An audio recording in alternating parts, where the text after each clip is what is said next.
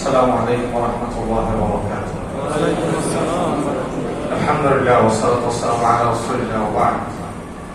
সম্মানিত মুসলিম کرام, আজকে রহমতের দশকের দশম দিবসের মতো আমরা সালাতুত তারাবির জন্য আল্লাহর মসজিদে সমবেত হয়েছি।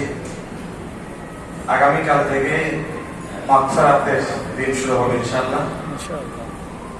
এই রহমতের 10 দিন আমরা কিভাবে অতিবাহিত করলাম, কার আমল নামা কতটুকু সমৃদ্ধ হলো সেটা নিজেরাই সবচেয়ে ভালো জানি। আল্লাহ রাব্বুল আলামিন আমাদের সেহরি, ইফতারি, সিয়াম, কিয়াম, তাহাজ্জুদ সবকিছু নাজাতের ওসিলা হিসেবে আল্লাহ গ্রহণ করেন, বলি আমিন।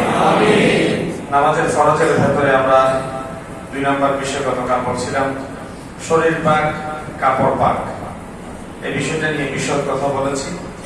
3 নম্বর নামাজের জায়গা পাক, অর্থাৎ যেই জায়গায় আমি নামাজ আদায় করবো সেই জায়গাকে অবশ্যই বাহ্যিক অপবিত্রতা থেকে পবিত্র হতে হবে। এটা বিশেষ সময় দেখা যায়, আমরা কোথাও যদি সফরে থাকি, সফর থেকে ফেরার সময় বা সফরে খোলা ময়দানে যখন আমরা নামাজ আদায় করা প্রয়োজনীয়তা অনুভব করি, তখন গরুর গোবর, প্রস্রাব বা নানা অপ্রয়োজনীয় বা অপবিত্র বিষয় ওখানে পড়ে থাকতে পারে। যদি দেখা যায় জায়গাটা পরিষ্কার, বাহ্যত দৃষ্টিতে ময়লা আবর্জনা নাই, তাহলে এটা আপনার জন্য পবিত্র। দলিল, নবী করিম সাল্লাল্লাহু আলাইহি ওয়াসাল্লাম বলেছেন, ফুদ্দিলতু আলাল আমবিয়াই বিসিদ্দি, পূর্ববর্তী নবীদের উপর আল্লাহ তাআলা আমাদেরকে বিশেষ কিছু মর্যাদা দিয়ে ধন্য করেছেন।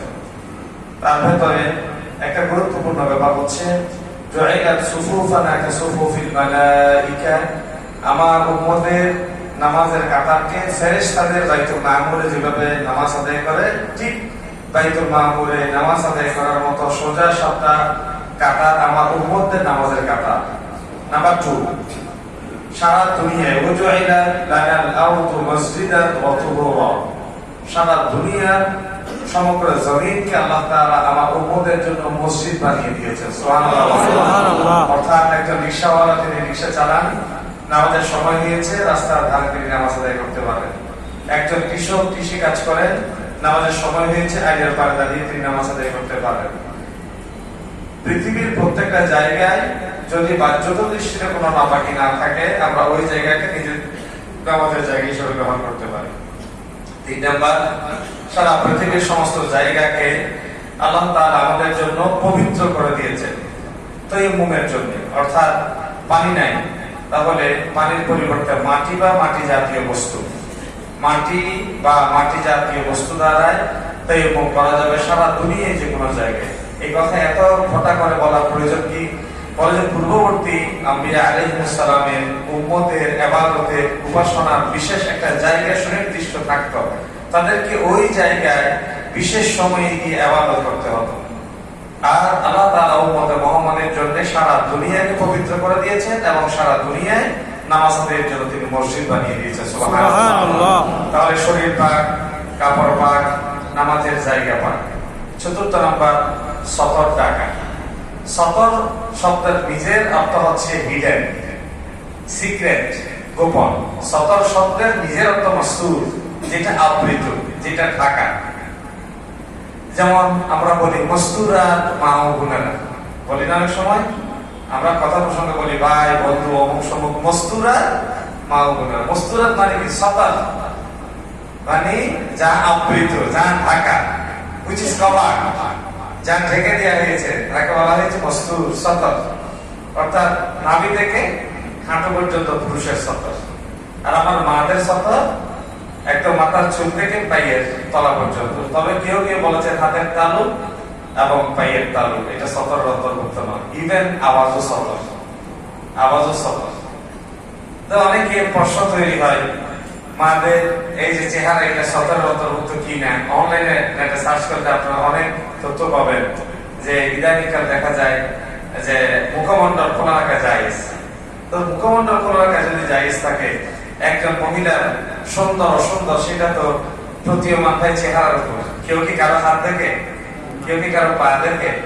কোন ডিসেন্ট, কোন শালীন, কোন সভ্য সমাজে এটা হয় না। কিছু এই পুরুষ একদম গ্রামে থাকে, মেয়ে দেখতে গেলে বলে যে একটু হাঁটো তো, একটু পাটা তোলো তো, একটু এমনটা করো তো, এটা করে। এটা যারা একদম প্রোটাল, একদম সেভেজ যারা, এটা তাদের ব্যাপার। এটা আমরা সভ্য সমাজের জন্য নিব। কিন্তু সভ্য সমাজের তাদের পর্দার ব্যাপার, সুন্দর সুন্দর দেখার ব্যাপারটা চেহারা। তো চেহারায় যেখানে যদি আপনি খোলা রাখলেন তাহলে আপনার পর্দা কোথায় থাকবে? ইভেন যদি প্রয়োজন না হয় আপনার বাম চোখ পর্যন্ত ঢেকে রাখার ব্যাপার আছে। তার মানে মহিলাদেরকে আপনি ঘরের কোনায় বন্দি করে রাখার ব্যাপার বলছেন না। মহিলারা মহিলাদের সাথে থাকবে, মহিলারা মহিলাদের সাথে ব্যবসা করবে, মহিলারা মহিলাদের সাথে দাওয়াতি কাজ করবে, মহিলারা মহিলাদের ভেতর থেকে তারা তাদের প্রয়োজনীয় কাজ করবে। আপনি ওখানে যাওয়ার দরকার নেই। ইভেন নবী করিম সাল্লাল্লাহু আলাইহি ওয়াসাল্লাম বলেছেন, ইয়া নিসা নবী রাসূলুল্লাহ কাহাদিন মিনান নিসা ইন ইত্তাখাইতুন ফালা তাখতা'না বিল কওল ফায়াতমা আল্লাযী ফি কলবিহি মারাদ ওয়া কুলনা কওলান মা'রুফা। কেউ যদি ঘরের দরজায় এসে বলে, বড় ভাই আছে, বলে যে নাই, এক কাপ চা খেয়ে যাবেন ভাই, অনেকদিন পরে আসছেন। তো কোরআন কারীমের এই আয়াতে কি আছে? ফি কলবিহি মারাদ, যার অন্তরে বক্রতা আছে, যার অন্তরে রোগ আছে, এক কাপ চা খেয়ে যাওয়ার ভেতরে তার রোগ বেড়ে যাওয়ার সম্ভাবনা আছে, আছে না? এটা কোরআনের আয়াত, সেটা ব্যাখ্যা করার দরকার নাই। এটা কাকে বলা হয়েছে? উম্মাহাতুল মুমিনিনদের, নবী করিম সাল্লাল্লাহু আলাইহি ওয়াসাল্লাম বিবিদেরকে বলা হচ্ছে। সেটা আমার আপনার মাদের বউদের না। ইয়া নিসান নবী লাস্তুন্না কাহাদিন মিনান নিসাইন ইত্তাকাইতুন। স্বামী নেই, ভাই নেই, এটা এমন কর্কশ ভাবে এমন বললে বলবে যেন সে দ্বিতীয় কোয়েশ্চন করার সাহস না পায়। একটু বসে, অনেকদিন পরে আসছেন, কেমন আছেন বোন, ভাই কেমন আছেন, এত হুলটুল করার দরকার কি? এই জন্য বিষয়গুলো মাথায় রেখে চলতে হবে। তাহলে শরীর পাক, কাপড় পাক, নামাজের জায়গা পাক, সতর টাকা, সতরে আপাত অবস্থা এটা কাপড় থাকতে হবে। সর্বশেষ এই মাসালটা বলে শেষ করছি।